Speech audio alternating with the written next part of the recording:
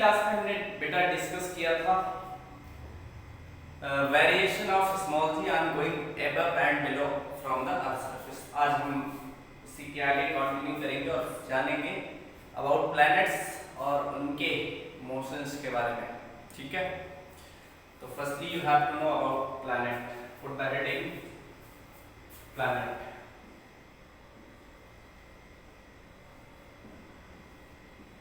क्या होता है प्लैनेट? तो जैसे कि फॉर्मेशन आप लोग जानते होंगे और नहीं जानते भी हैं, तो आप लोग इसके बारे में स्टडी करिएगा कि ये सिलेबस का पार्ट नहीं है कि जो यूनिवर्स हुआ उसका फॉर्मेशन कैसे हुआ।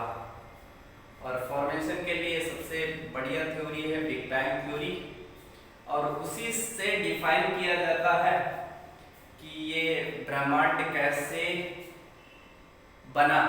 ठीक है, और हुआ क्या कि ये महाविस्फोटक थ्योरी बोलते हैं कि बहुत समय पहले, ठीक है, अब बिफोर 5 बिलियन ईयर्स एगो एक बहुत बड़ा एटम था और उसमें क्या हुआ, ब्लास्ट हुआ, और वही ब्लास्ट की वजह से सब क्या हो गए, ये पार्टिकल्स पूरे ब्रह्मांड में फैल गए। ठीक है, और इंटरनल फ्रिक्शन के कारण ये क्या हो गए, राउंड शेप में डिवाइड हो गए। ठीक है, और ये क्या करने लगे, ग्रेविटी की वजह से सन के अराउंड क्या करने लगे, चक्कर लगाने लगे। ठीक है, और उन्हें हम क्या बोलते हैं, प्लैनेट बोलते हैं। ठीक है, इसके अलावा आप लोग अच्छे से पढ़िए गैलेक्सीज क्या होती हैं।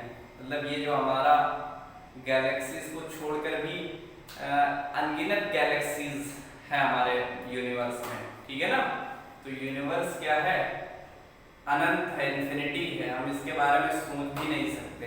ठीक, प्लैनेट क्या होते हैं, सिंपल सा ये समझिए कि ऐसे ऑब्जेक्ट जो राउंड शेप में हो और सन के अराउंड क्या कर रहे हो, रिवॉल्व कर रहे हो या घूम रहे हो, उन्हें हम क्या बोलेंगे, प्लैनेट्स बोलेंगे। ठीक है ना, तो लिख लेते हैं सिंपल सी definition, a large round object,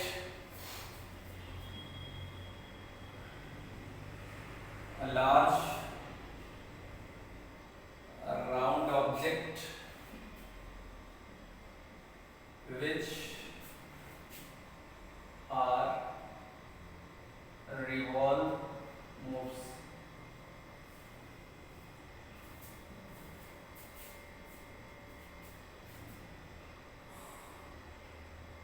around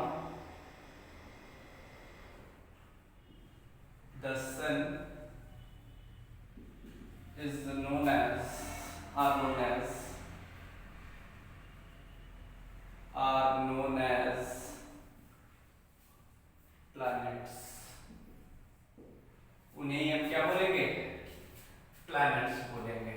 ठीक है ना, तो आप लोग जानते होंगे कि प्लैनेट कितने हैं इस टाइम,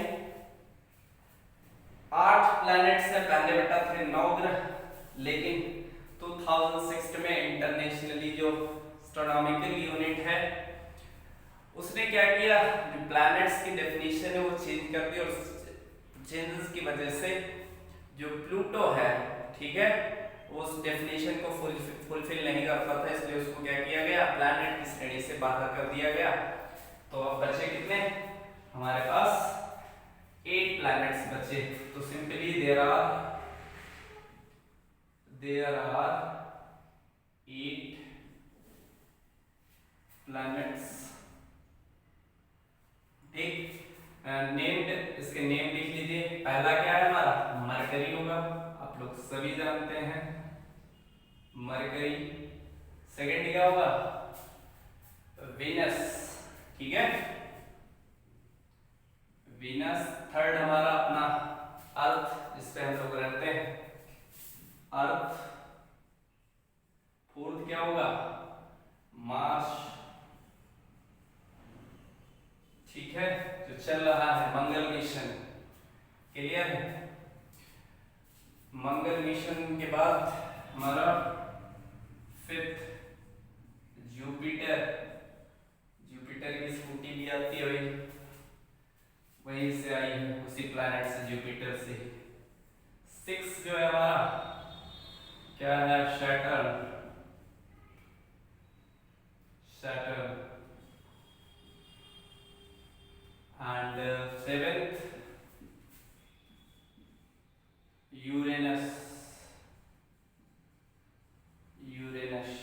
एंड अर्थ कौन सा होगा, नेपच्यून।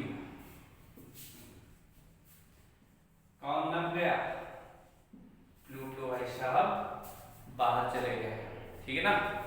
तो ये हमारे 8 प्लैनेट्स हैं जो क्या करते हैं बेटा, रिवॉल्व करते हैं अराउंड द सन, सन के अराउंड रिवॉल्व करते हैं। तो सन के अराउंड रिवॉल्व करने की जो प्रोसेस है उसको किसने बताया सबसे पहले,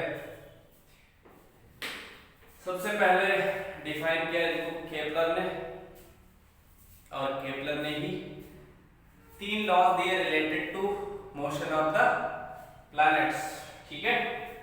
तो put the heading Kepler's law of planetary motion.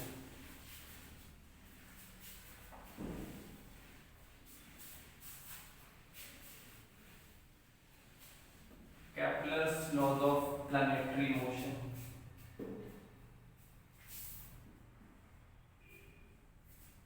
Kepler's laws of planetary motion. तो केपलर ने क्या किया, 3 लॉज दिए किसके रिगार्डिंग, मोशन ऑफ प्लैनेट्स के, ठीक है। तो पहले डायग्राम बना दीजिए, बहुत अच्छा डायग्राम है।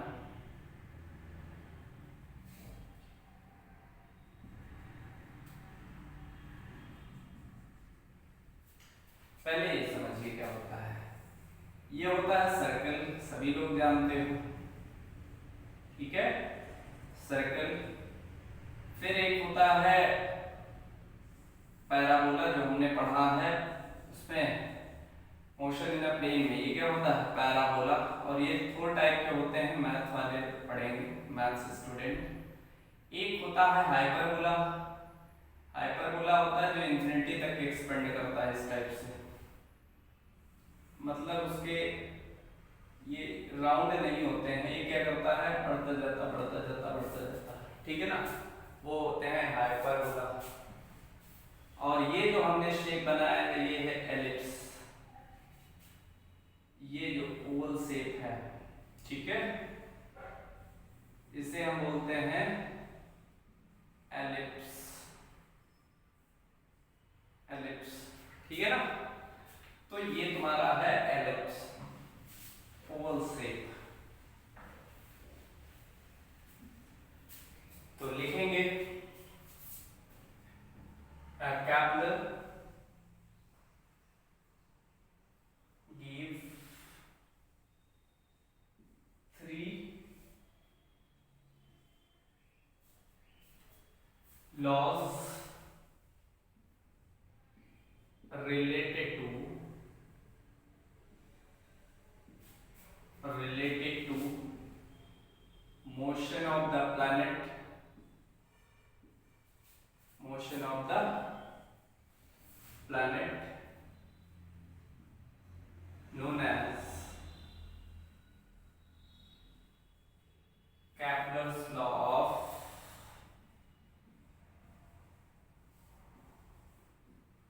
planetary motion।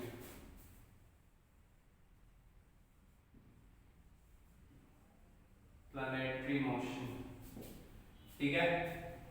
अब सपोज दैट क्या है, ये तुम्हारा सन है,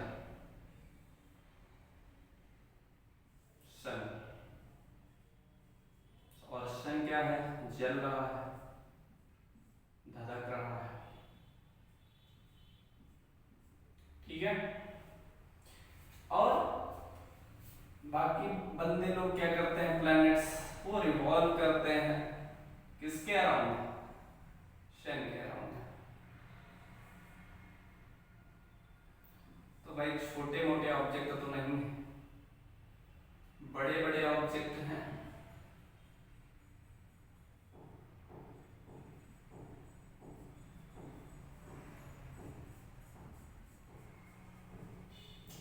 और ये क्या है, प्लैनेट्स हैं जो रिवॉल्व कर रहे हैं, प्लैनेट अराउंड द सन। और ये ऑर्बिट कैसी है, एलिप्टिकल ऑर्बिट है, ठीक है। एलिप्स के बारे में समझिए, ये तुम्हारे 2 एक्सिस ये जिधर लंबा पार्ट होता है, लॉन्ग पार्ट, उसे हम बोलते हैं मेजर एक्सिस, मेजर एक्सिस। और जो ये वाला पार्ट होता है उसको हम बोलते हैं माइनर एक्सिस। क्या बोलते हैं? Minor axis. ठीक है। इसमें फोकस होते हैं, डेफिनेट पॉइंट होते हैं दो, उसे हम बोलते हैं फोकस। दो फोकस होते हैं जिसे हम बोलेंगे, अगर दोनों को कहना हो तो हम क्या कहेंगे? फोकाई या फोसियाई, फोकाई। ठीक है। तो सन क्या होता है? इस एलिप्स के फोकस पर स्थित होता है। ठीक है ना। तो लिखेंगे first law, Kepler's first law, Kepler's first law, और जिसे कि हम क्या बोलते हैं? Law of orbit, law of orbit. क्या है law of orbit? Law of orbit ये कहता है कि सारे प्लैनेट्स सन के अराउंड एक एलिप्टिकल ऑर्बिट में मूव करेंगे। लॉ ऑफ ऑर्बिट क्या कहता है? All the planets revolve around the sun in elliptical orbit. और सन क्या होता है? इनके फोकस पर होता है, फोकाई पर होता है। तो लिख लेते हैं all the planets, all the planets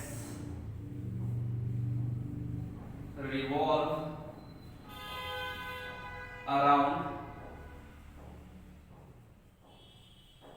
the sun and sun situated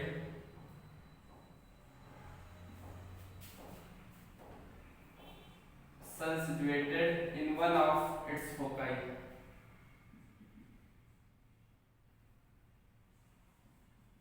one of its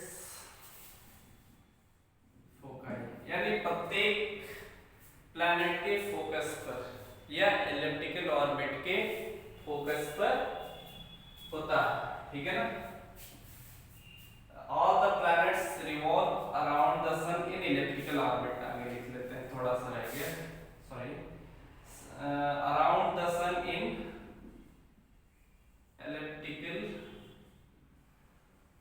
orbit and sun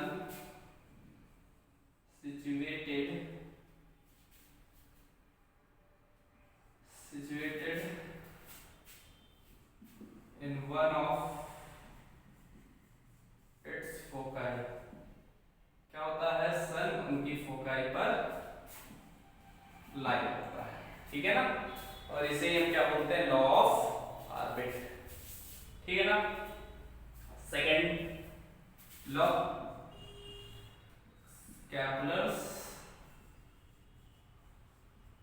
second law, या हम इसे बोलते हैं एरियल वेलोसिटी का लॉ बोलते हैं। ठीक है। लॉ ऑफ एरियल वेलोसिटी या लॉ ऑफ एरिया भी बोलते हैं, कुछ भी। ठीक है। ये कहता है कि प्लैनेट और सन को मिलाने वाली जो लाइन है, ठीक है, वो इक्वल टाइम इंटरवल में इक्वल एरिया स्वाइप करता है, swaps out equal area in equal interval of time. मतलब उनकी जो एरियल वेलोसिटी है वो क्या है? कांस्टेंट है। ऐसा नहीं है कि अर्थ हुआ तो कहा भाई पहले आराम आराम से चलो, एक दिन में पूरे डिस्टेंस कवर कर देंगे, ऐसा नहीं है।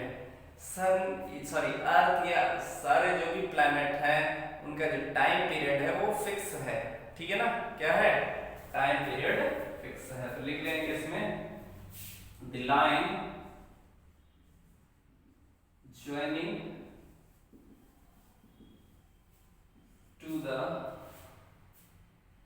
line joining planet to the sun sweeps out equal area in equal interval of time. इसका मतलब क्या हुआ? इसका मतलब ये हुआ that is areal velocity of planet is remains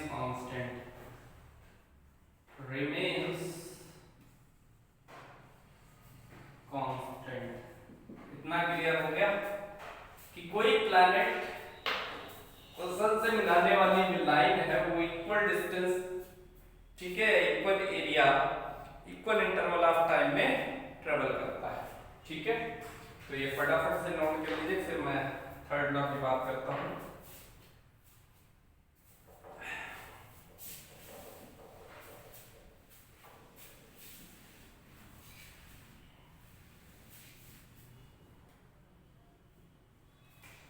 third law है law of period.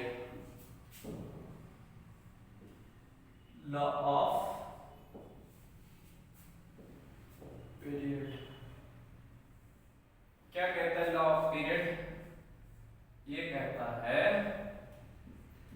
the square of time period is directly proportional to the r cube। जहां r cube क्या है, कहीं बुक में मिलेगा एवरेज डिस्टेंस, बट स्पेशली जो होता है सेमी मेजर एक्सिस ये वाला, तो यहां से यहां की डिस्टेंस होती है मेजर एक्सिस की, लेकिन यहां पर हाफ अगर कर देंगे तो ये सॉरी मेजर एक्सिस ये है, तो यहां से यहां की जो डिस्टेंस होती है उसे हम क्या बोलते हैं? Semi major axis. ठीक है, ये पूरा मेजर एक्सिस है, हाफ जो डिस्टेंस होगी वो क्या होगी? Semi major axis. तो या तो एवरेज डिस्टेंस का है तो या तो सेमी मेजर एक्सिस। तो simply square of the time period of any planet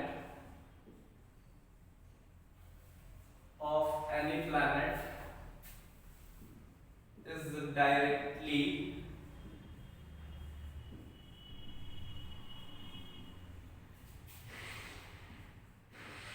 proportional to the cube of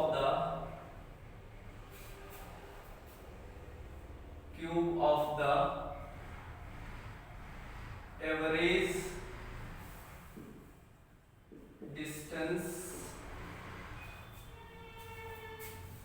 distance हम ब्रैकेट में लिख लेंगे semi major axis, semi major axis, average distance between planet and sun, यानी T square directly proportional to हो जाएगा are cube के। समझ में आ गई बात? 3 लॉज है, फिर से समझ लीजिए। पहला law of orbit, all the planets revolve around the sun in elliptical orbit and sun situated in one of its foci। Second, the line joining between the planet and the sun, ठीक है, sweeps out equal area in equal interval of time। And third law of period, the square of the time period is directly proportional to the cube of the average distance between the planet and sun। आज के लिए इतना ही, next class में हम पढ़ेंगे about satellites. तो तब तक के लिए बाय बाय, थैंक यू।